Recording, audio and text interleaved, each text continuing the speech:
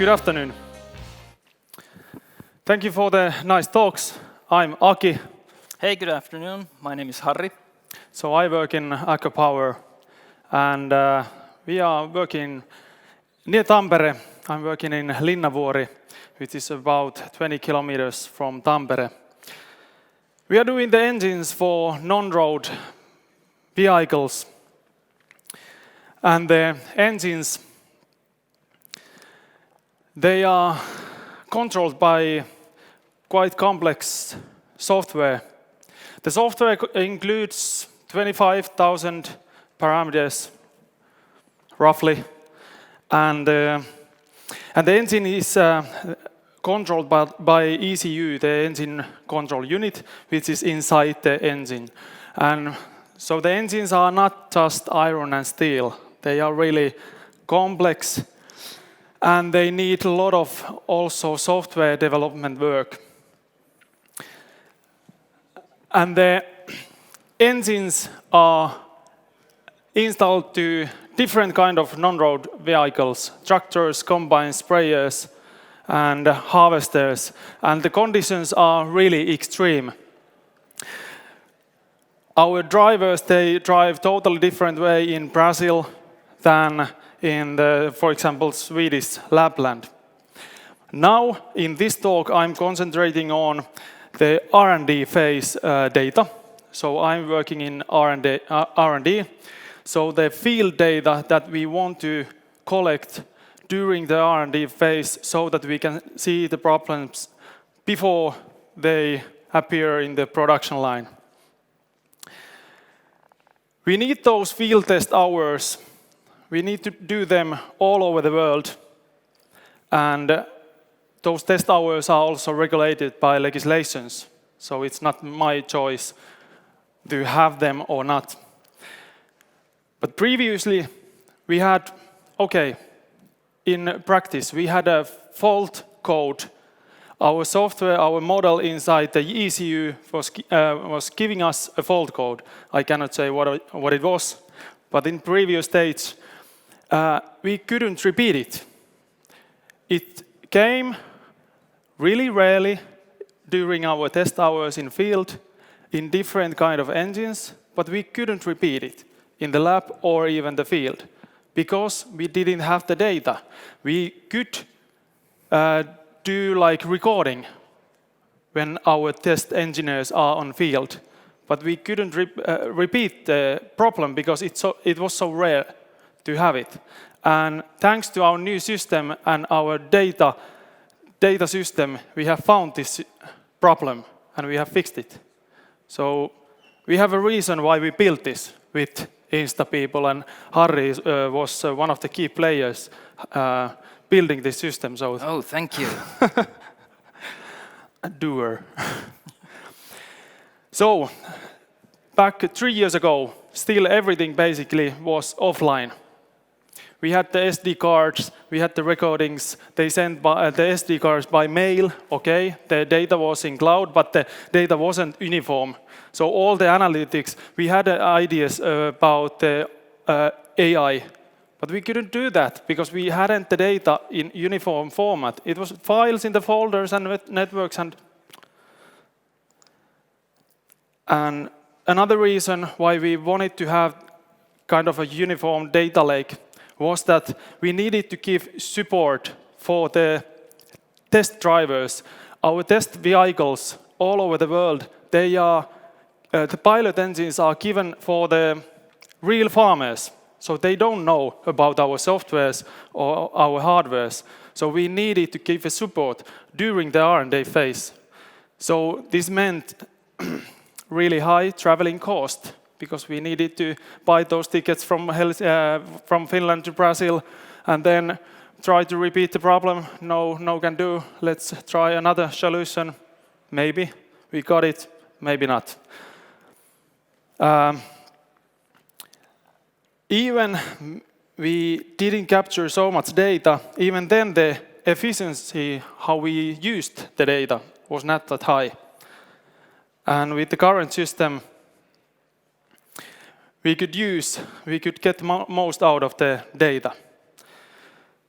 So in 3 years ago, we made a plan that we need to have remote access to our test engines. And half a year later, the first data points were inside in our system, right? Yes. And this is how it looks like, roughly. So the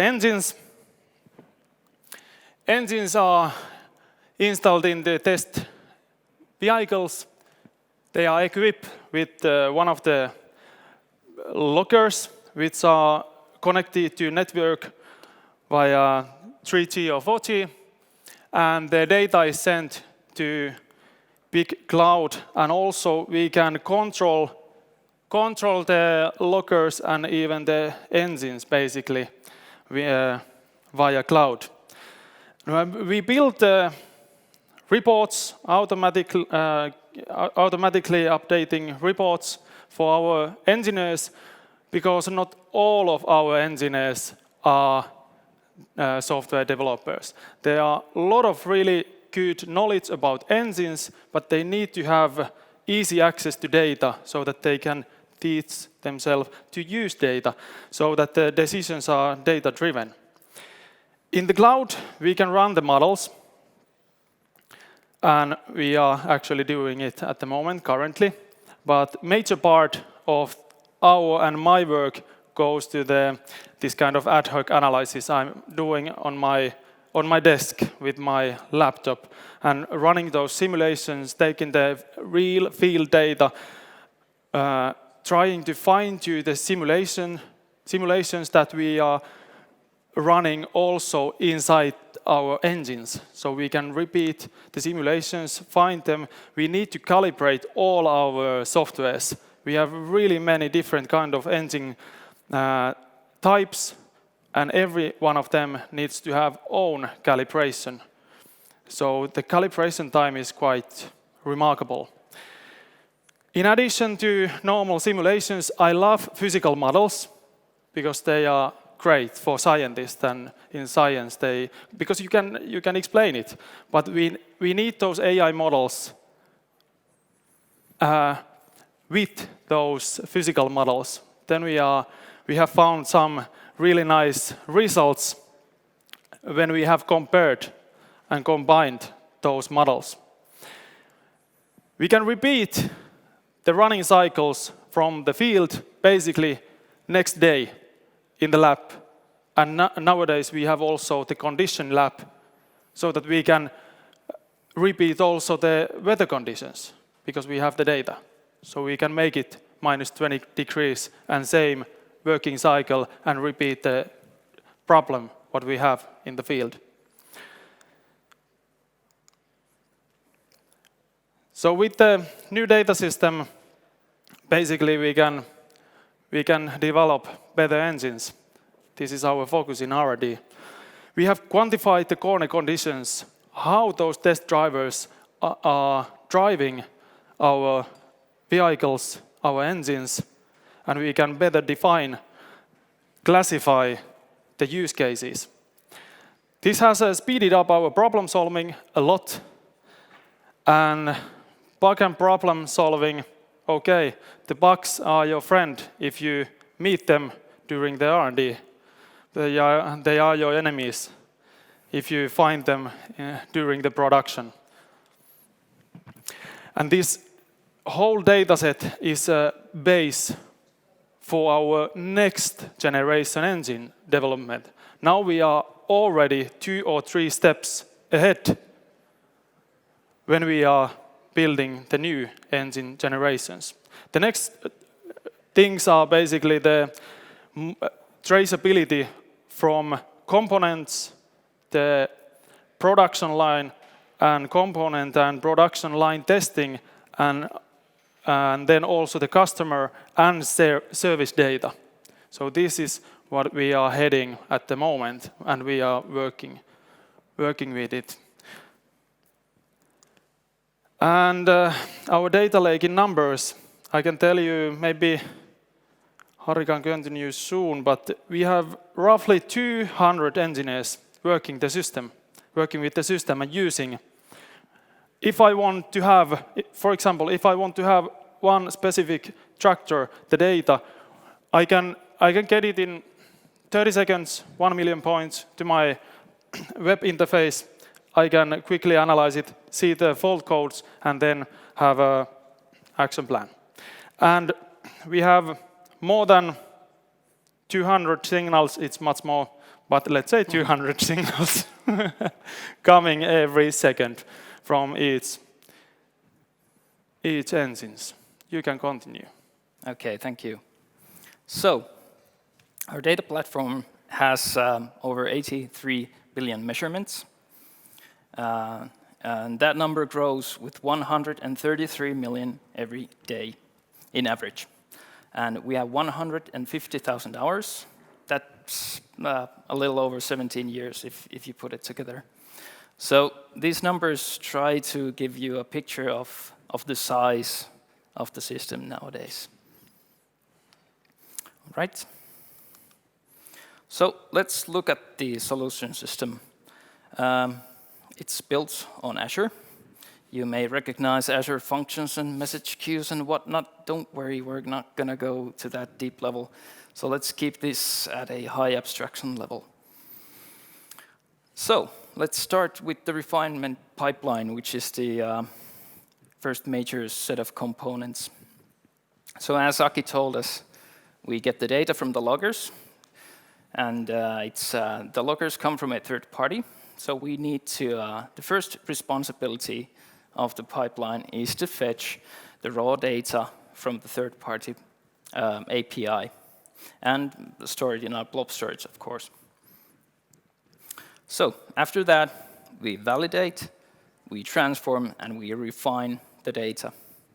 We validate it because we need to make sure that the data that comes into the system is of good quality so that it won't break the statistics or analytics with weird numbers. We've seen that.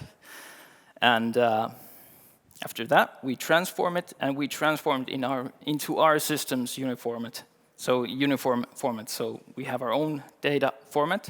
That means that we can actually get and build other pipelines to other sources as well, and just transform them into ours, and it will work.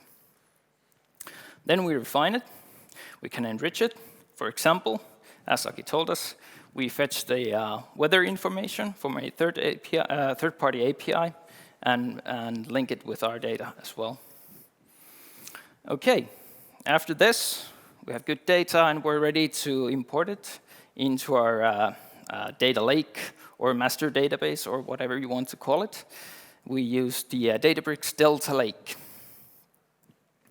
And while importing it to our master database, we also generate some end products for end users, like summaries, reports, and queryable files, data files. Okay, and this pipeline is fully rerunnable, so we can actually put a raw file that's already inside the system, put it through the pipeline again if, let's say, we find some new oddity in the new file or a new data set that's coming in, and we need to update our validator. So we can just rerun it, and it will be golden, right? Yes. So let's jump into using the data. So there's the persistence layer, but let's jump into using it. So I mentioned the results that are generated already. So they are used in the web application. So we have a specialized web application that serves different user segments, and it serves known use cases, something that has been recognized and needs to be addressed. So it mainly supports the work process of the R&D personnel. So it enables them to quickly query data, visualize the data, and investigate interesting situations. And how we pick up the interesting situations, we have a automatic task generator that's based on managed rules. So if a rule applies to new data, someone's going to get a task out of it. Can I add something? All right. About those tasks. So we have really used the tasks in tagging important cases, so we can add our engineers' knowledge with those tags, and quite many of you maybe know that those tags are used then when you are teaching the AI models, so they are really handy. Mm-hmm. And of course, we have the reports and summaries about the test processes, how they are progressing by each engine. Okay, so that's all. Well, that's what I'm going to say about the known use cases. Then there are the custom use cases, these ad hoc analytics and things. For those, we use the Databricks notebooks. I don't know how many of you know Databricks, but it doesn't matter right now. In any case, it's basically Python or Scala code or SQL, so you need to know something about coding or doing things like this. But anyway, the Agco specialists can write their own notebooks self-sufficiently and do their custom cases like root cause analysis, test hypothesis, do visualization, or machine learning. And they can run it, rerun it, and plan them for execution as well. And we can do also those own alarms for the data that we can add to kind of find automatically the hard cases already without going through the data. So this can be done with Databricks. Mm-hmm. And of course, you can use like external software that support JDBC or database connection, just like MATLAB, if you will. And the good thing about Databricks is that it's highly scalable. So what Databricks basically is, it's a Spark cluster service. If you know what Spark is, anyway, it's a cluster service that can be. You can just define the size of your cluster, and it can be basically as big as what your cloud provider can give you in virtual machines and memory. So yes, highly scalable for doing the hard stuff. I can turn it off when I leave to work, and then when I come back in the morning, I will turn it on, take a cup of coffee, and then start working. Yeah, it takes a few minutes time to start. Yes. All right, so that's the high-level description. Make sure that you get high-quality data in, and make sure you can rerun it if some oddities happen. That usually happens with data that's generated by a third party. Then make sure you persist it and have mature applications to serve it out so that the people, the specialists, can do their work properly. All right. I guess we are ready, so thank you. And just if you have any questions, you can find us from the Insta stand and go and check the other presentations as well. Thank you. Thank you.